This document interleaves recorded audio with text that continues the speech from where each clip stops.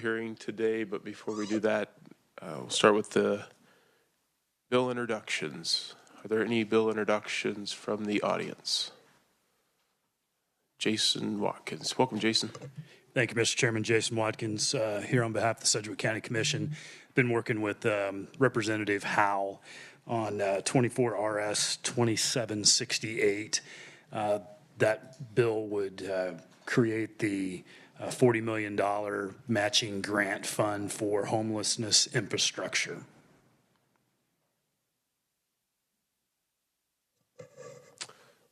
Okay. Committee, any questions? Any objections? I have a question from the revisers. Are you sure that's the RS number? Since you're asking, no. Okay.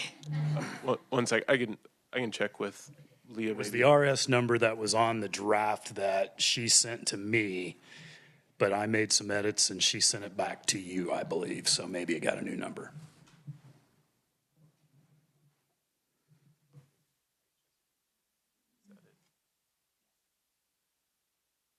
Jason, may I offer you an option? It'd be much appreciated, Mr. Chairman. RS 2796. All right, I'm requesting RS 2796 then. With the same explanation that I just gave. There's a few of them going around, so I'm sure you're dealing with more than I am. Few. Yeah.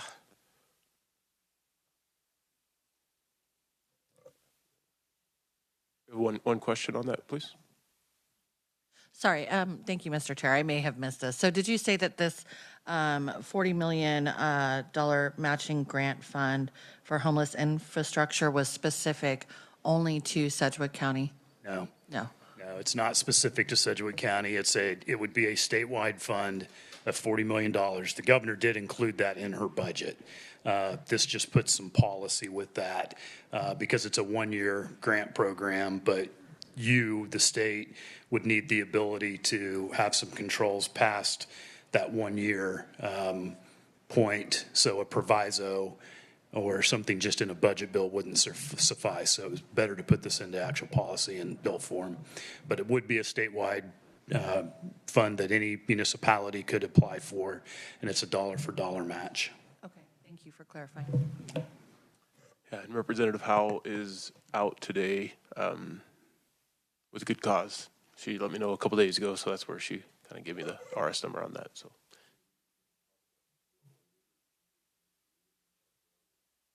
possibly. So it's just been the request for introduction. Once it's read in, then we'll take a look at it, and in the event that it does have a hearing, then we'll have a full-blown hearing on it. So, and without any objections, the request is accepted. So thank you. All right, thank you, Mr. Chairman. Any other bills introductions? Bill introductions from the committee? And so with that, okay, very good. We'll move on then to the hearing on House Bill 2627. So I guess we'll start with, you ready?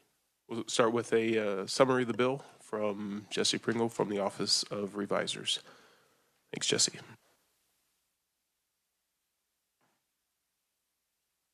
Thank you, Mr. Chair. Good afternoon, committee.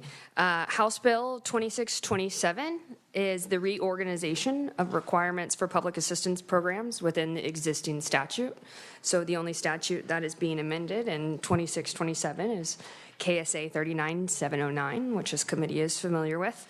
The bill that you see today is the final version of the draft we discussed a few weeks ago when we had the blue and the red, and then we had a chart to compare that back and forth. So we went over that a few weeks ago, so I'm not going to go bit by bit because not a lot changed from that draft.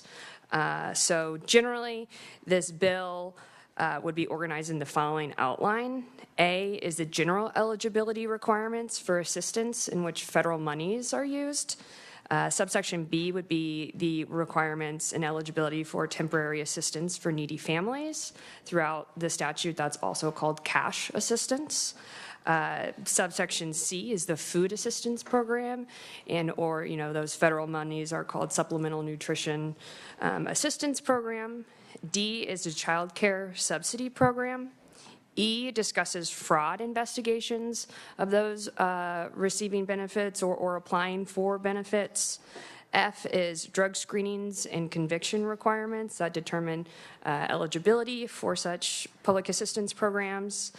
Subsection G is the assignment of support rights and limited power of attorney. So when we think of assignment of support rights, that's often a person applying for public assistance that's, probably receiving or may be receiving some sort of other assistance in the form of child support. And so those, once you are determined eligible and may receive public assistance, that section requires that your right to those payments be turned over to the secretary, and the secretary then receive those payments. And then lastly, the last reorganized part of the bill is subsection H, which deals with the statute's requirements for electronic benefit cards. With that, everything else in the bill after that subsection H has not been reorganized. Those are items that are related to the Medicaid program, CanCare, and then due to the subsection cleanup as proposed in this bill, House Bill 2627 also includes KSA 39757 as far as a reference. So that's a technicality due to the reorganization within this statute. Some things we can highlight are going to be during our discussion last time, the chairman found a missing paragraph regarding dedicated staff for the TANF program, so that is now in there. And then another item, which is denoted on the comparison chart that is with the bill brief. You'll see in that second column there are two items that say new language. Those inclusions are what was requested by the committee as far as references to the drug screenings and convictions. So you have your drug screenings and convictions requirements for eligibility in its own subsection, but then the TANF and the food assistance subsections of A and B have specific references in a new paragraph to the applicable provisions in the subsection F. And with that, I'm available for questions on the bill. Thank you very much. Thank you very much, Jesse. Committee, any questions? The revisers? So I'm going to ask a question. I know the answer to, I think, but so once again, there is no policy change in this bill.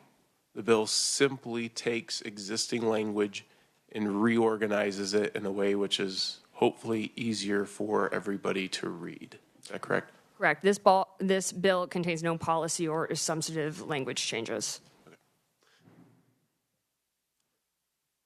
So that looks like everything is good. So thank you, Jesse. We'll move on to the public hearing part of the meeting. So we don't have any proponents. We just have neutral and opposition testimony. Once again, I think there's a little bit of, I think just for clarification, this bill is about reorganizing this portion of the statute. It's not a policy bill. We have had many hearings in the past year and probably have some this year on policy. And during those policy hearings, we'll certainly get to discuss policy changes and ideas related to those specific bills. But in this bill, I believe the discussion is more about the reorganizational approach to the statute. And I think that's where the conversation and the testimony should be contained to. So I know there's a lot of different elements in some of the testimony that has to do with different ideas on policy, and that certainly is understandable, but that does not have anything to do with this particular bill. So just want to get that out there because you're welcome to speak. Those that have supplied neutral testimony and opposition testimony, but please keep your comments to the actual bill. We certainly have your written testimony, and we will read your ideas about policy if needed, but please keep your comments to the actual bill. So with that, I'm happy to welcome those who wish to speak. Aaron Melton from the Kansas Action for Children. Welcome, Aaron.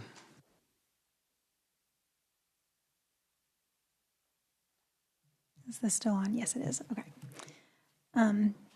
Chairman Awerkamp and members of the committee, thank you for the opportunity to provide neutral testimony on House Bill 2627. My name is Aaron Melton, and I'm the Economic Security Policy Advisor at Kansas Action for Children, which is a nonprofit advocacy organization working to make Kansas a place where every child has the opportunity to grow up healthy and thrive.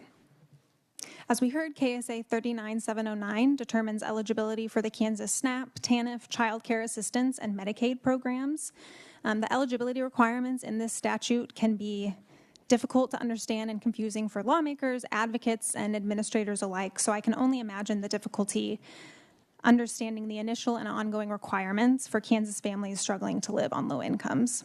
I'm not here to offer amendments or to make suggestions for specific policy changes, but KAC wanted to take this opportunity to share with the committee that we do not believe a reorganization of the statute is helpful. The statute is difficult to understand because the eligibility requirements within it are complex and restrictive, and reordering the statute won't address much of that complexity because it does not change those requirements. To make the statute and the programs it governs easier to understand, substantive changes would have to be made, which would also positively impact Kansas families who need the temporary help these programs provide. Only reorganizing the statute will do little to help those Kansans struggling to put food on the table, purchase necessities, find quality child care, or access health care. I really appreciate the time that this committee has taken over the last year to understand this statute and the programs that it contains, and I encourage you to consider taking this opportunity to consider how you could adjust the statute in a way that makes meaningful improvements of the lives of the Kansas families who these programs are for. I thank you for your time, and I am happy to answer questions at the appropriate time. Thank you very much. Committee, any questions? Representative Carr. Thank you, Mr. Chair. So, and thank you, Aaron, for your testimony. Since you work with the families, do they express the lack of understanding of exactly what's involved in like the application process? I'm trying to figure out as well if this is doing any good for anyone other than maybe some of us sitting on the panel in this committee. Is it actually doing anything for the people that are utilizing these services? Mr. Chair, Representative KAC doesn't, and I don't actually work directly with people who are applying for or receiving SNAP, so I can't speak to direct experience, but I have heard from some organizations that help people apply for SNAP and other programs, and I don't believe that people applying tend to reference the statute. I think people usually just go to the DCF website to figure out what they need to do to apply. Thank you. Next committee, any further questions? Seeing none, thank you very much for your testimony. Next up, and I know some of these were written, but you're also welcome to speak if you like. Donna Grinter from the Institute for Policy and Social Research, and Haley Cotter, okay, and Carrie Rinker, Christy Bowman. Any others wishing to testify neutral? Seeing none, the neutral portion is closed. We'll open up the opposition portion of the testimony. We have one opposition testimony, Rabbi Modi Reber. Welcome to committee. Thank you for pronouncing my name correctly. That is not always the case in some of these committee hearings, so I appreciate the care you took there. I'm Rabbi Moti Reber. I'm the executive director of Kansas Interfaith Action. We're a statewide advocacy group that represents many of the mainline denominations, as well as individual congregations and people of faith throughout the state on a variety of justice issues. And I'm submitting testimony in opposition to this bill based largely on the same kind of principles that my colleague Aaron just explicated. We think that there's been some years of this statute being in statute, and that we've seen some results from that and we know that this statute has made it harder for people to access important, necessary temporary aid for families and also for food assistance. I think there's principles. I cited one in my testimony, principles that some of the denominations have put forward as to what should underlie welfare reform, which is adequate funding, making sure that people make as much from a job as they make from welfare, not imposing time limits, making sure that access to counseling is available. This particular statute does not comply with that, with those principles. We've seen steadily decreasing amount of people who are able to access help that they are eligible for otherwise due to the conditions that are in this statute. So I see no reason, the basis of my opposition is that I see no reason to rearrange a statute that could be improved. So I would encourage you to take this opportunity to make some of those improvements, which at some other juncture I can suggest. Some of them are in my written testimony, so you can find them there. So I would say that this is a statute that really requires reexamination, and I encourage you to do that as part of the process of reorganization, if that's what you decide to do going forward. That's my testimony. Thank you, committee. Any questions? Representative Hoagland. So why are we not looking at the possibility of improving this bill rather than just restructuring it? I don't think that's a question for me. To direct the question to whoever you like. Okay. And I'm happy to receive the question if you want to direct that to me as well. Because Chair, this was your reorganization, correct? Or done under your direction? So, yes, I think that would be accurate to say. Last year, I asked the revisers if they would like to take a shot at organizing the statute because there was a lot of confusion around it. Often in this building, when we talk policy, there are a lot of political differences. And we'll certainly have our opportunities to talk policy around every issue. The intention behind this bill was not to include political differences of policy, but simply give us an opportunity to, let's just say, clean the garage, if you will. And sometimes statutes kind of like a garage. It gets messy over time, especially with 6 kids at home. It's a constant battle to keep it organized. And with statute, I think it's somewhat similar, especially as it gets changed year after year after year. It kind of gets a little bit difficult to read. And so I wanted to take the opportunity to just keep politics and policy out of it, but let's just take what we have and make it so that at least it's easier to read. And then we'll have plenty of policy debates forever. But at least for this particular bill, there's opportunities to introduce bills throughout session, especially the beginning. But for this particular bill, the opportunity that I sought was to simply clean up the statute. Okay. I don't see providing TANF and SNAP benefits and child care services as political. I see it as a human connection rather than a political move. So the federal government gives us structure around all of those different policies, and then we've decided to be punitive with them and not provide all of the coverages that people 20 miles from here, well, I'm not in Kansas City, the people all around us have more services than the people in the state of Kansas, and I don't understand why we would do that. Sure, and those are decisions that have gone to the legislature and certainly have added to the statute.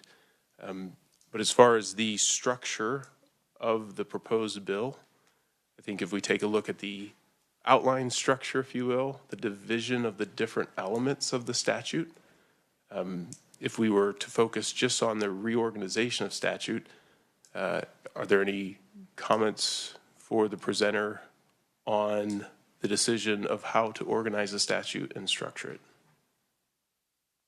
I don't see a reason to reorganize it. Thank you. Any further questions, committee? Thank you very much for your testimony. Oh, sorry, Representative Carr. Yeah, and my question is directed at you. You had mentioned that there would be time to look at the statute. So my question to you is, when is that time? When do we? This is all very new to me. To be perfectly honest, I was, a little upset. Matter of fact, I was a little more than upset when we actually looked into this, and I got an opportunity to read some of this. Certainly based on the idea that, as my colleague stated, that the federal guidelines are different than what we're doing. So my question to you, Mr. Chair, is you moments ago said that there would be time to discuss the statute. And so my question is, when is that time? Because I haven't, it hasn't happened yet with respect to this particular statute that we've opened for reorganization. And it would be my opinion that if we're here, let's get that discussion out of the way. So based on your timeline, when does that discussion take place? This is a little bit off topic, but certainly happy to have a quick conversation on that. Representative, each day at committee, and certainly as a representative, you have the opportunity to introduce bills that regard the welfare reform statutes. And so we take a look at the bills that are introduced and assigned to this committee, and we'll have hearings as we can. And also, certainly last year, we had the opportunity to discuss several aspects of the statute. And if we do decide to work this bill, we will have an opportunity to discuss the bill. So those are the opportunities that we all have access to, and we can take advantage of at the appropriate time. Thank you. And so this bill will get worked. Is that the answer that I hear? I do intend to work the bill. Yes, sir. Okay. Thank you. Representative Wagner. Yes. Just a point of clarification. You're rising as an opponent, though, sort of on conceptual grounds. I mean, there's nothing, because this doesn't literally change policy. You have policy differences with current Kansas statute, and so your fundamental objection is just you just don't like Kansas statute, and so it's nothing in any direct sense related to rearranging, an attempt to make it more, logical in a strictly statutory sense when you're reading the statute, if you can follow it, which I can testify to people last year when we were looking at different requirements and how they differed, whether it related to, child care subsidy versus, TANF versus anything else. That there's certainly a lot of jumping around that was there. But again, I mean, you don't see anything that this does. It's not literally a negative. It's just your fundamental thing is you just don't like current policy. I have fundamental disagreements with some of the things that are in the statute. I think some things have been brought to the attention of this committee over the course of the last several years, including bills that are currently in front of the committee that have not been addressed. I think that there is my position is that, and I as I put in my written testimony, rearranging it without dealing with some of the injustices within it is rearranging deck chairs on the Titanic. So I don't want to rearrange the deck chairs on the Titanic. I want to fix it. That's the way I'm looking at it. Okay. Fair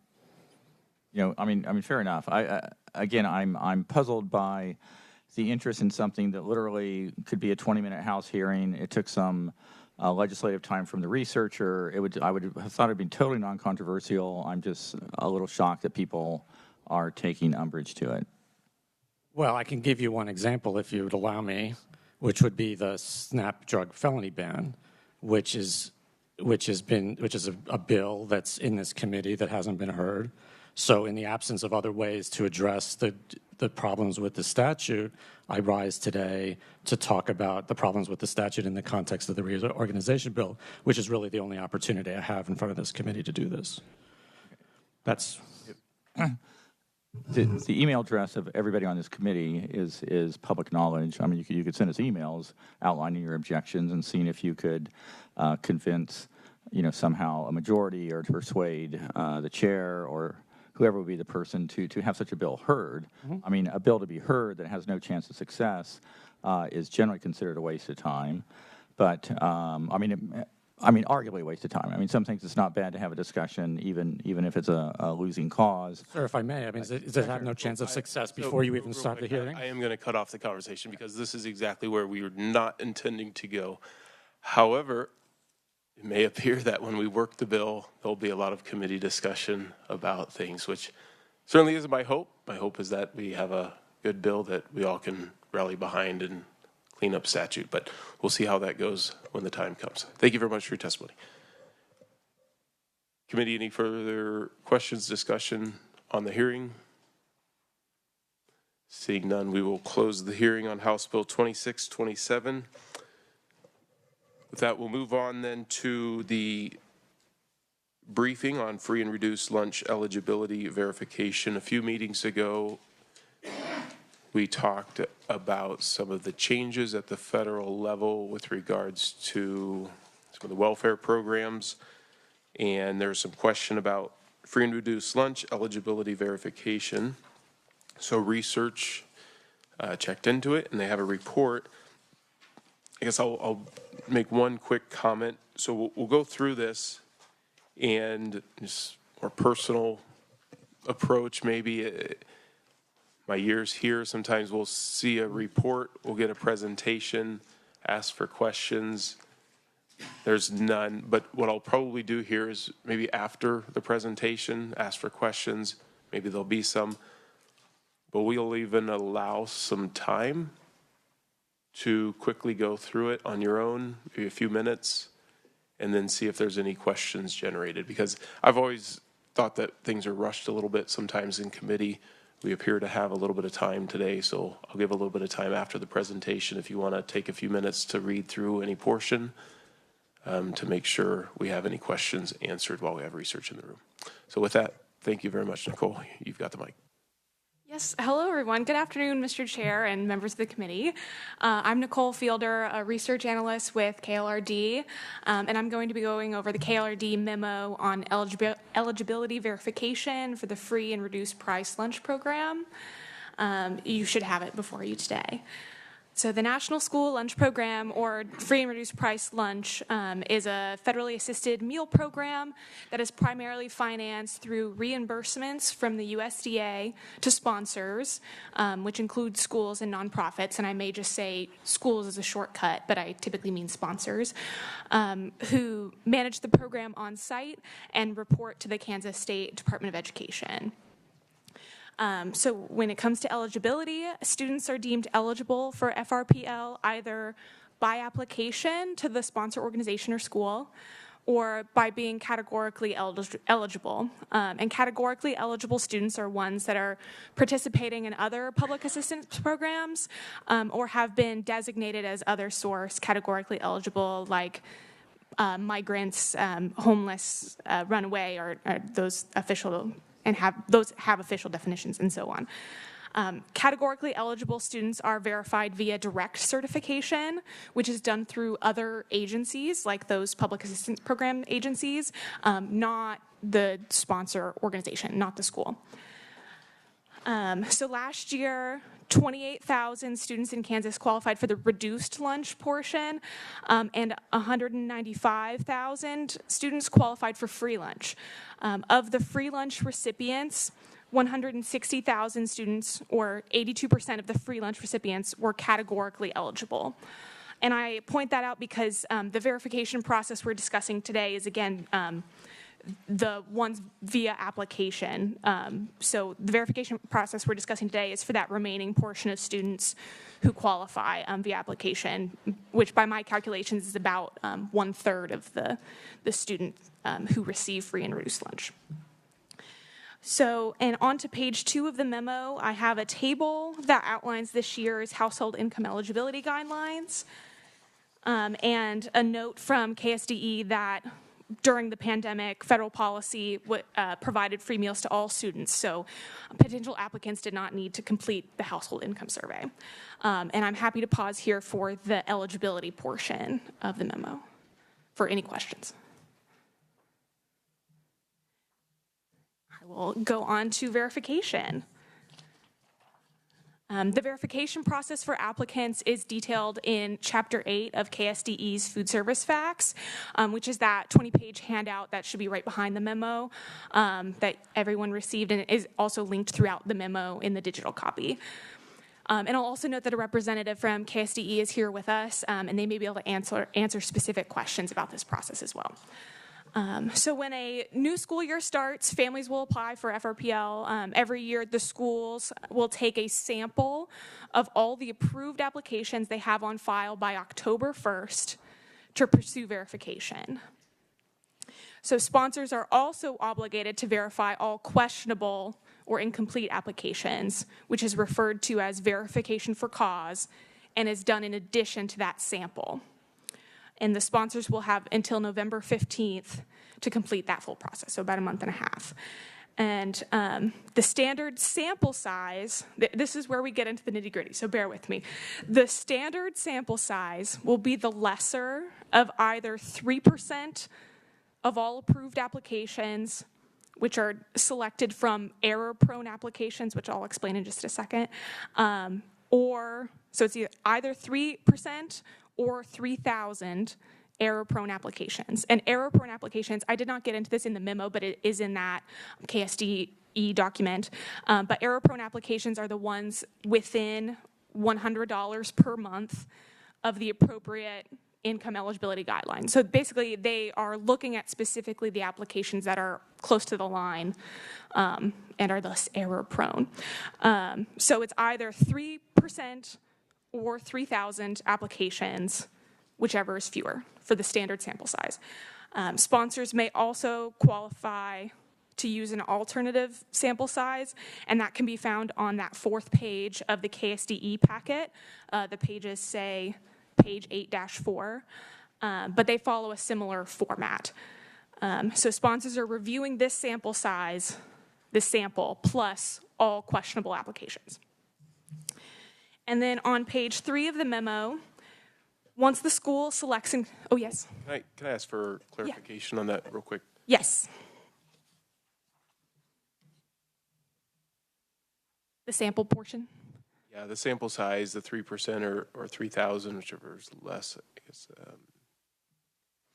you're saying they go through the submissions, and as they review the submissions, the process is to pull any of them that are within $100 of the income limit, and out of those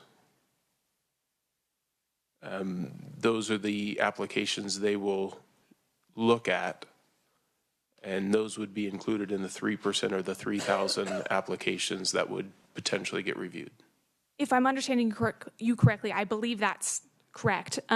So in the case of the 3%, the 3% is how they find the number of ones that they'll be looking at. And then the actual applications that they will be looking at, they're plucking from the error-prone applications and will find that correct number to review. But KSDE might be able to enlighten us a bit further.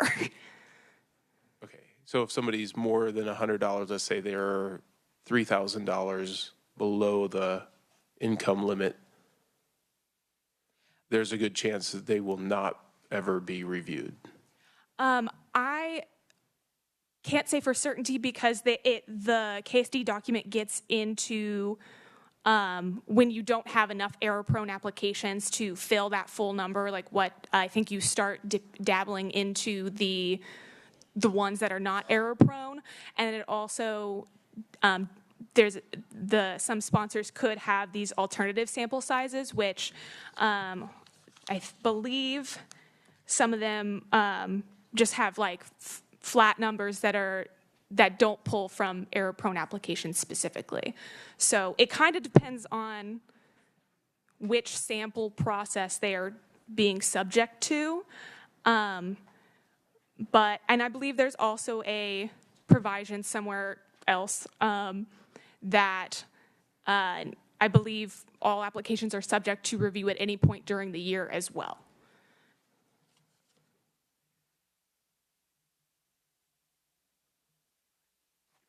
Are there any other questions on the sampling? I can do my best. Okay, for page, yes. Representative Humphreys. Thank you. Thank you. Just taking this all in.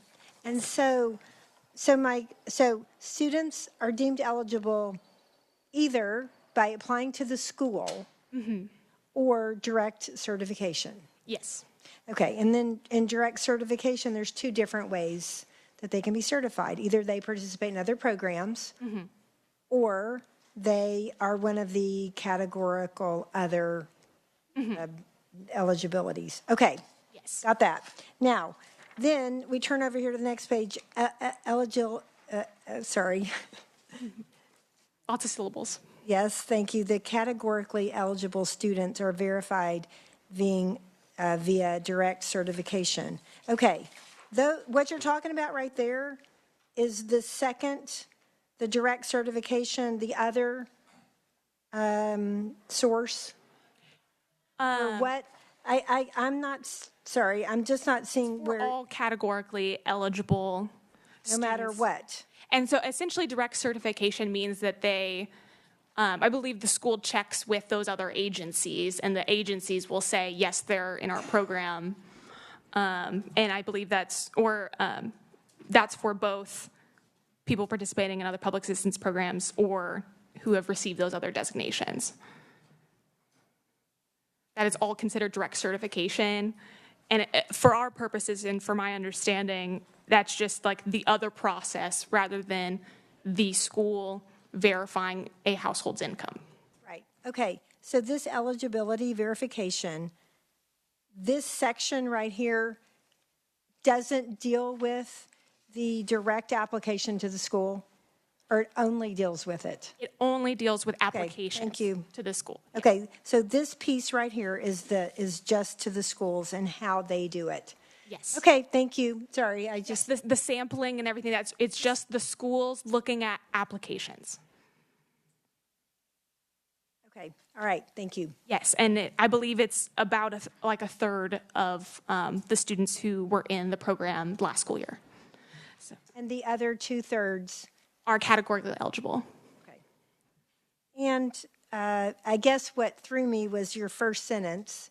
Under eligibility verification is categorically eligible students are verified. So it seems like that's what you're talking about, but it's not what you're talking about. I apologize. That's yes, okay. it was I there just- to say this is this is not what we are discussing. I'm really trying to get this straight. Thank you. That was helpful. Thank you, Mr. Chair. Representative, and as far as the school processing these, the school has the final say on whether or not they're going to be accepted into the free and reduced lunch numbers? Or is there a step beyond the school that is normal process? Or under normal process, the school just accepts them, puts the number in, and then they're good to go? It's my understanding, and from a little blurb that is somewhere in the food service facts, especially with the verification by cause. They don't want to delay approval for verification. So it's my understanding that if the application meets the guidelines that are set out, they are approved. And then the school goes through this whole verification process to make sure that a robust sample is verified and should have been approved. But KSDE might be able to double check me on that. That's great. Any questions at this point, committee? Representative Meyer. Thank you, Mr. Chair. I just wanted to double check, and this may not be for you, this may be for KSDE, but the other source categorical eligible under program eligibility, that includes migrant, homeless, runaway, Head Start, and certain Medicaid benefits. Mm-hmm. The migrant, homeless, and runaway, is that information typically gathered through McKinney-Vento services or something like that? Is that how they track that information, who might be enrolled in that, and so therefore they're categorically eligible due to their enrollment in those services?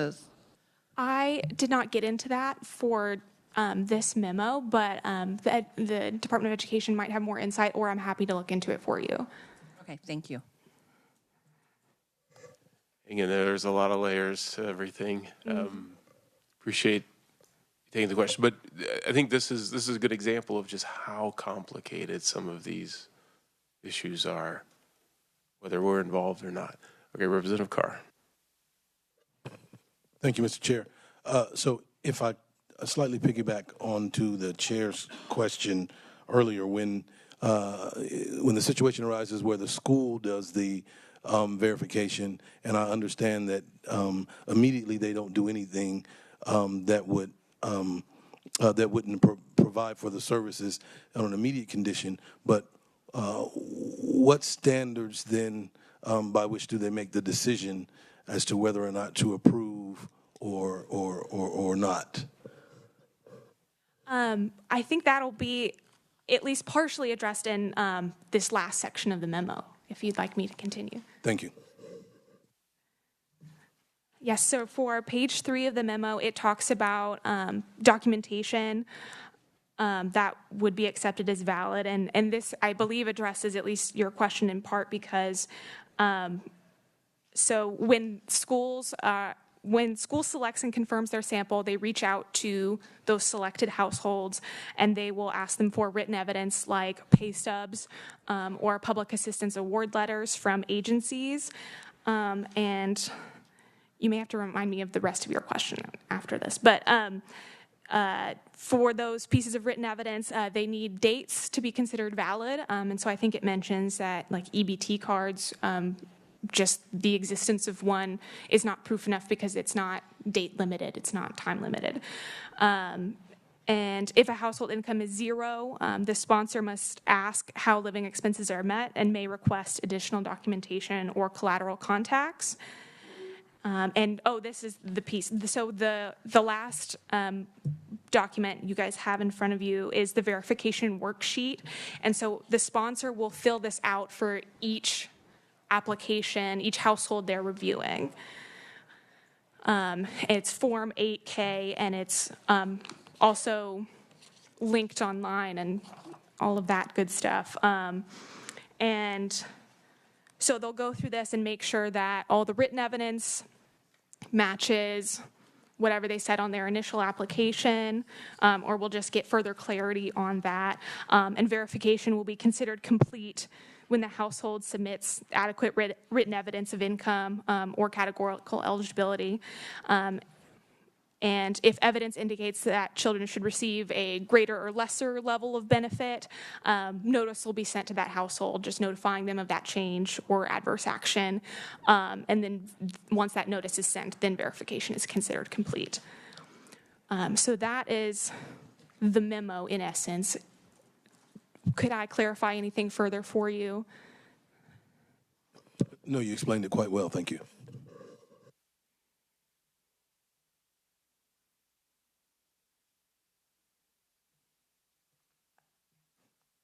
I'm happy to stand for questions. That's the end of my presentation. Thank you. Committee questions. Representative Humphreys, did you have one? Representative Humphreys. Thank you, Mr. Chair. So, thank you. My question is, 2/3 are become eligible because of the direct certification. Yes. 1/3 through applying at schools. Sponsors, but we're going to say schools. Yes. Okay. Then for that school to verify, they take 3% or 3,000, whichever one is less. And when you're talking about this documentation, valid documentation, unacceptable, that's of that 3%. That's what's checked. It's not every single person. So if a school has 1,000 kiddos, 3% is 30. So they would randomly select 30 applications and get documentation for them? Is that the way it actually plays out, like in the real world? That is my understanding, and I did double check that this is followed to the T, and it's my understanding that it is. Okay, so 30, in a school that has 1,000 kiddos that are getting free and reduced lunch, they would take 30, let's say, and those are the ones that they would. So how are they chosen randomly, and then do they help those parents come up with the documentation? I mean, and you say, I guess they have until November 15th to complete that every year. And then my last question is that per school or per school district? I believe it's school, but I may be misrepresenting that. So I will double check. But it's my understanding that it's per school.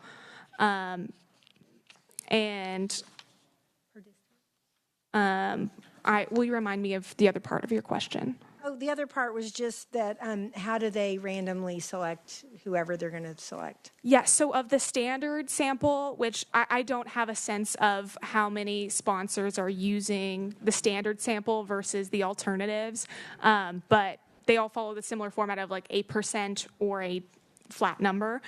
And so they find out whatever 3% of all approved applications are, like whatever that number is, say 30 in your example, then they will go into all of their applications and pull the ones that are error prone, the ones that are within $100 per month of whatever guideline. If they're a household of 4, they'll look at specifically those.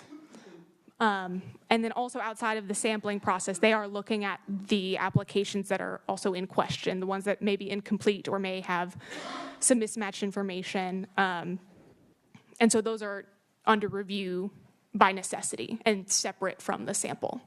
Okay. All right. Thank you. Thank you for that. We do have, I think, some representative from the Kansas Department of Education here that can also kind of speak to this a little bit and kind of help.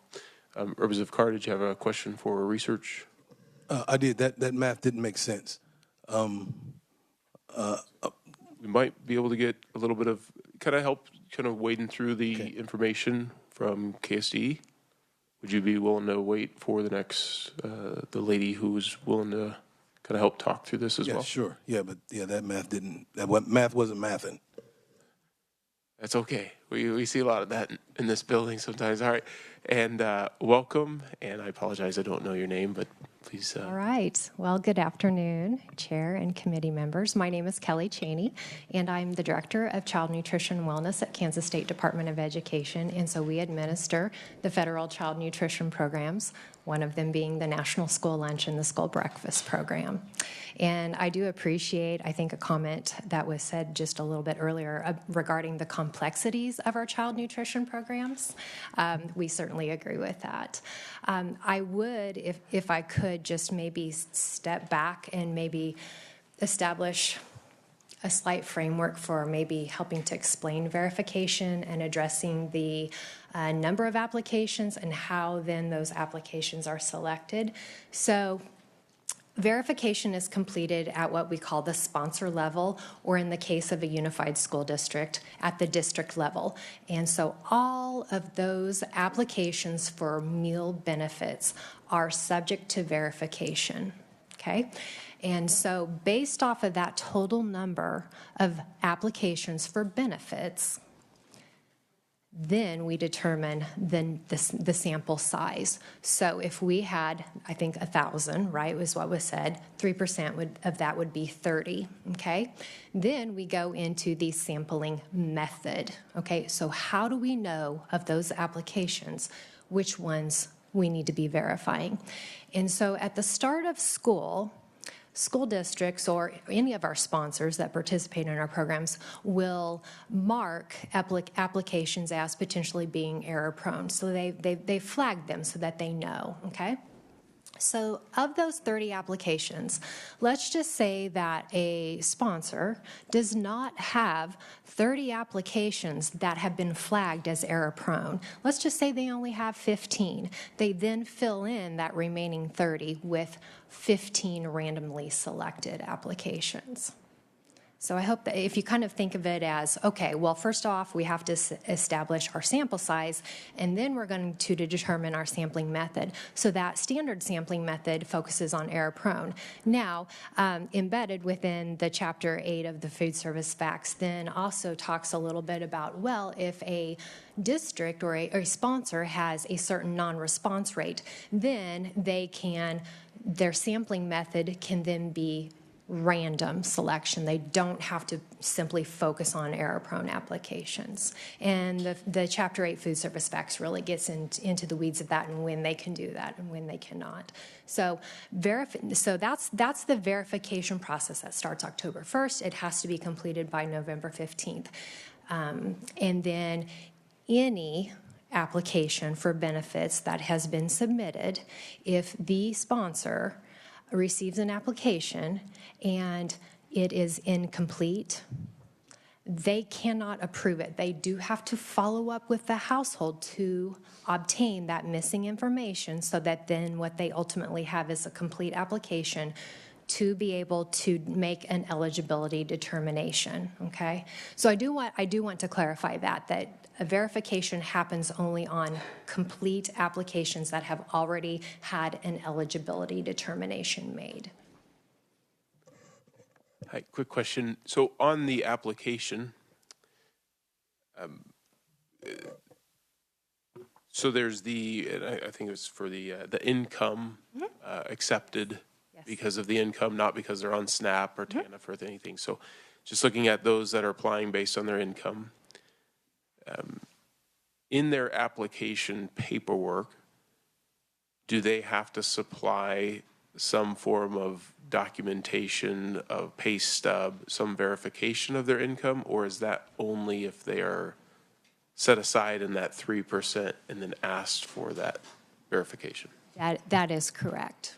Households cannot be required to provide income documentation at the time of approval. They have to be, an eligibility determination has to be made, and if a household has submitted an application for benefits, then at that point, after they're notified, then they would submit the documentation if it's an income application.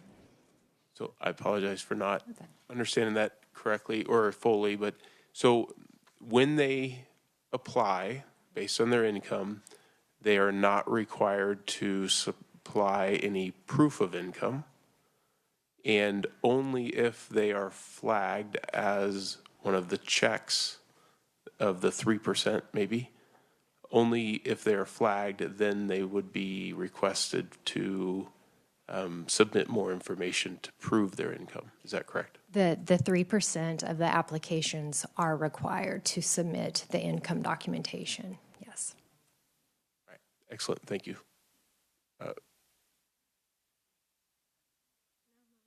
Representative Carr.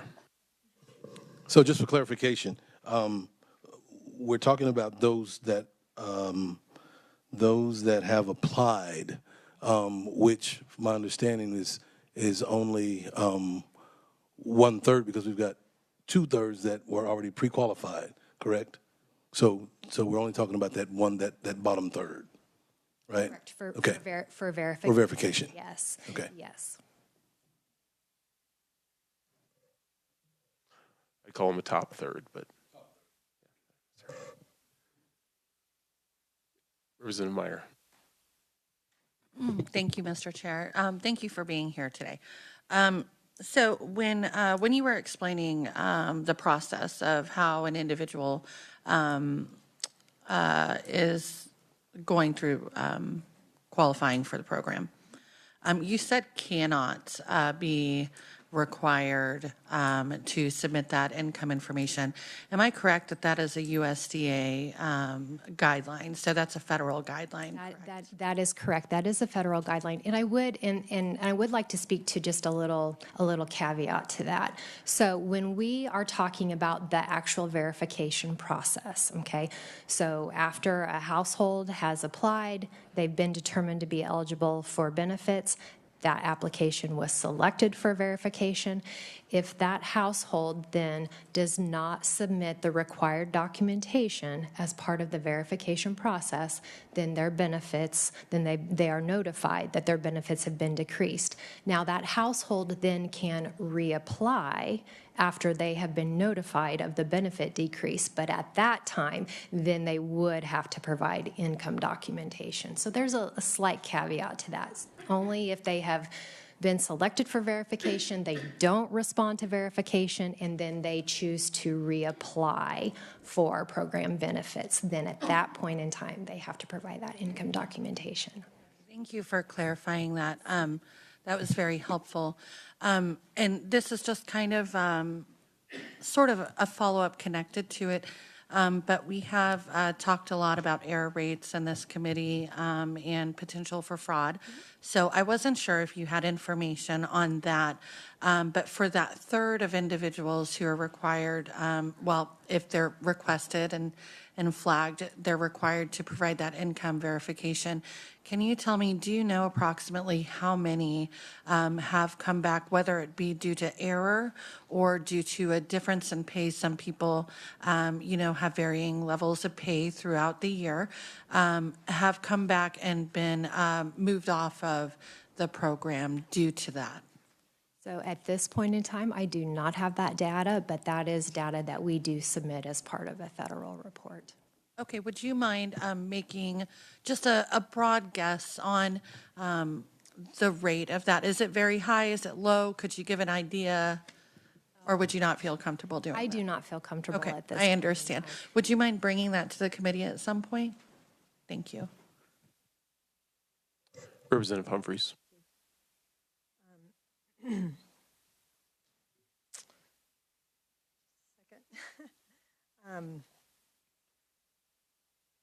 Oh, I know. Can you explain, it seemed like, and maybe this was just during that COVID time, that if there's a certain percentage of students at any particular school that qualified for free or free and reduced lunch, that everybody got it. Can you explain, is that true, and is that still a part of a policy, or what's the situation there? Yes, so during COVID, yes, all children attending school could receive free lunch and breakfast meals. So I'm wondering, are you speaking maybe to now, post-pandemic? We do have the community eligibility provision, and some schools do participate in that. And any student attending what we call a provision school or a community eligibility provision school does receive free benefits, breakfast and lunch benefits. And what are the qualifications to be a community benefit school? Well, another kind of complexity of our child nutrition programs, it's based off of an identified student population. So they have to have, so in order to qualify, they have to have a minimum number of students attending the school that are directly certified. So directly certified being that we have a match, KSDE has a match with other agencies where we've identified those students that are receiving food assistance, TANF, foster. Okay, so there's that minimum requirement. Okay, 25% I believe is what it is. That just changed mid-year. And so that just allows the school to be eligible to participate. And then there's a multiplier that is used, and then that will determine, as far as reimbursement rates go, what the breakdown that the school can claim for reimbursement either as free or paid. Again, it's very complex. But the bottom line is that as long as a school meets that minimum requirement, that ISP of 25%, then they're eligible to participate in a community eligibility program, and all the students attending that school can receive the free benefits, regardless of whether they would qualify or not. So they don't participate in the verification process, that community school? That is correct. Okay, yes. thank you. Schools still have to collect and report direct certification numbers every year, but they are not part of the verification process. That direct certification, is that actually checked? I mean, is it an application process a parent says, okay, yeah, I'm getting TANF, or is there a check there? So that's a really great question, because it's kind of one of the nuances with regards to terminology in our child nutrition programs and even across other federal programs. But if we're just specifically speaking to the National School Lunch Program, when our team, and when we speak to our schools, when we say direct certification, what that means is we have an automated match between our KSDE database and the DCF database, and they match and they identify those students, and those students are then directly certified. So there's no application involved on the part of the household, and then those students would qualify for free, or in the case of the Medicaid demonstration project that we just started last year, could potentially could qualify for reduced benefits based off of Medicaid status. So it's a direct certification. The household is completely left out of the process of having to apply or submit a benefits application. Okay, thank you. I appreciate that. And the EBT, that program, are we going to talk about that later? Or is it appropriate to ask a question about that now? I think we have time, so if you have a question, feel free. So that the program, the EBT summer program, that I think has been initiated. I mean, it's happening. It's going to happen this summer. So can you refresh us who gets those EBT cards? Oh, wow. Yes, I absolutely can, because I've been in the thick of that, and we're trying to figure out what the process is. That is correct. Kansas has elected to participate in the summer EBT program for 2024, and this is a permanent federal child nutrition program. And so how it works, and I apologize for the laugh, because it's not that was not a good question. It just, again, it speaks to how you identify those students that are eligible for the summer EBT. So Department of Children and Family is the lead agency on that, and we work with them to share our data that we have for students that have submitted an application for benefits. Okay, so let me back up. I apologize. So first, there is any school age child is potentially eligible. Okay, so through what we call, I think it's being called streamlining certification. And I'm going to just be quite honest. We are learning about this program. We don't even have full guidance from USDA on this, and we are really trying to figure things out. But I'm going to explain it as best as I can, as simply as I can. So I guess the first population that we're looking at are those students that are streamlined certified, so that DCF would have on their radar. They're already receiving benefits, whether it be food assistance or TANF, okay? And then the second group we would look at would be those students that have submitted an application to a school, and they have been determined to be eligible for free or reduced price benefits. And most likely that'll be based off of income, okay? And then the third group of children that would potentially be eligible for summer EBT benefits would be those that we don't have them in the National School Lunch Program data. Maybe DCF doesn't have them. We can't make 100% match between the data that KSDE has, the data that DCF has, and this third group will be able to apply through an application process for summer EBT benefits. And there will be verification requirements of that, and I can't even get into that because we're trying to figure that out. But does that... Yeah, so how does that go together with that? Oh, yes. Yes. Yeah, so summer EBT is based off of individual eligibility, whereas community eligibility provision, it's based off of if a school can even qualify or not, okay? And so with the community, if you have a student that is attending a school that is a community eligibility provision school, then that student would have to be eligible some way, whether they're either receiving benefits from DCF or whether they have, they have submitted a SEBT application. But just because that student is attending a school that is a community eligibility provision school does not mean they automatically qualify for summer EBT benefits.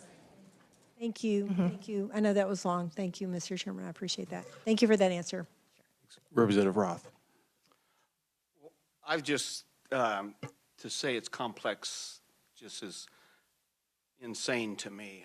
I have no idea. My comment is, I just read in our newspaper Tuesday, or it's a different kind of a alternative news source, that our Kansas City School District, all students in our Kansas City School District are getting free breakfast and lunch. Correct, through community eligibility provision. Okay, something about there was a percentage and it went down to 25%. Yes. It was 20. I think we talked about that last week, didn't we? Didn't we have something on that last week? Yes. Thank you.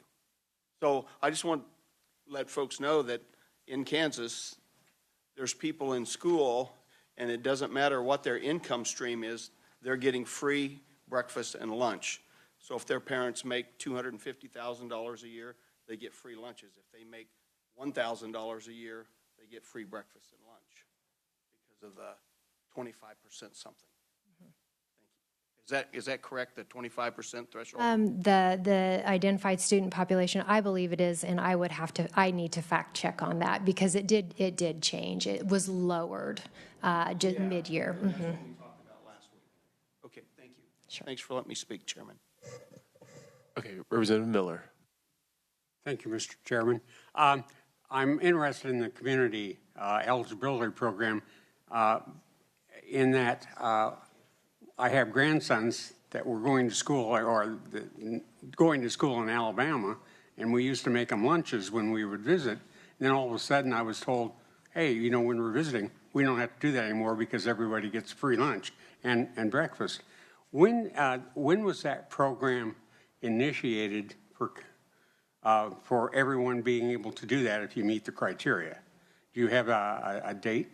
Well, the community eligibility provision, oh my goodness, I don't have an exact date, but it was definitely several years before COVID. Yeah, it was before COVID. Yes. And but yeah, all the schools, and by the way, all the schools in Mobile, Alabama get that, by the way. So, but thank you. And just because a school qualifies does not mean that they are mandated to participate in the community eligibility provision. That is a local level decision whether they do that or not. Thank you. Thank you, Mr. Chair. Representative Meyer. Thank you, Mr. Chair. So a couple things. I'm going to talk a little bit about policy here, and forgive me, please. You can redirect me if needed. But when I hear talk about worrying that people making $200,000 a year or more are taking advantage If I may, we do have she's given us our time, so I think rather than talk policy or personal opinion, if we can keep it more towards a question as far as she's here to give us her expertise and her information, and I think it's a very valuable opportunity. So if we can keep the conversation towards asking questions, that would be very helpful. Thank you. I was weaving my way gently into that, but I appreciate the redirect.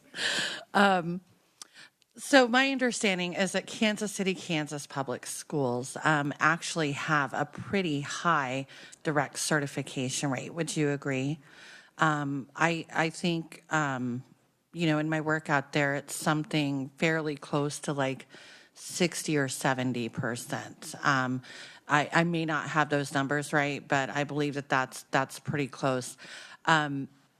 So with that in mind, I think that I'd like to ask, maybe in situations like that, is it your experience that there are quite a few individuals who would maybe not be eligible that are taking advantage of that situation?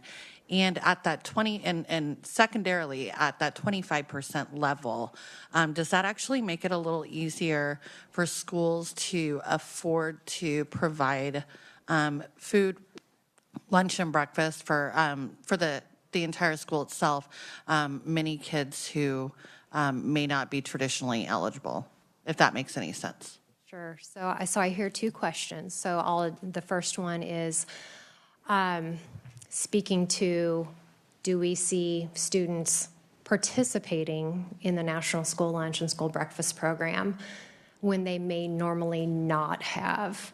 And yes, we have seen increases in participation, but our focus at Child Nutrition and Wellness is to make sure that every child, whether their parents can afford to pay for the meals, participates, because we know that how we feel when we skip breakfast.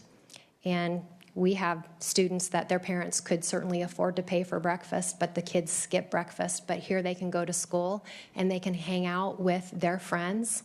They can grab a meal and go sit in the hall and socialize before school starts. So that's what we really tend to focus on, is that aspect of it, and tying that into test performance and absenteeism, those things that really,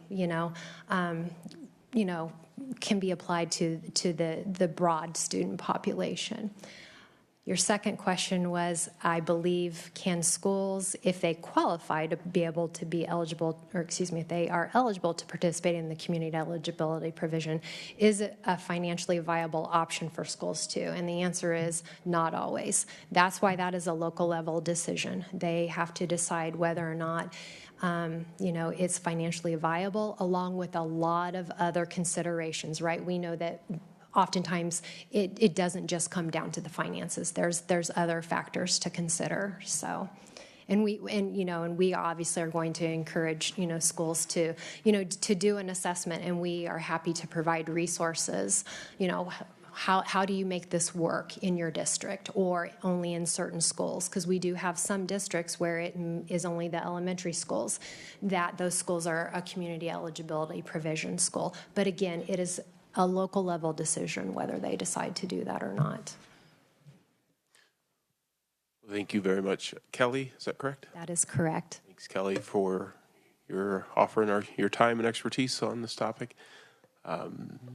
Nicole, thanks for all the research on that and helping break into that issue. It helped me out a lot to understand just what goes into verifying the applications. With that, committee, any further questions regarding the day? If not, we'll have a meeting next Tuesday and Thursday.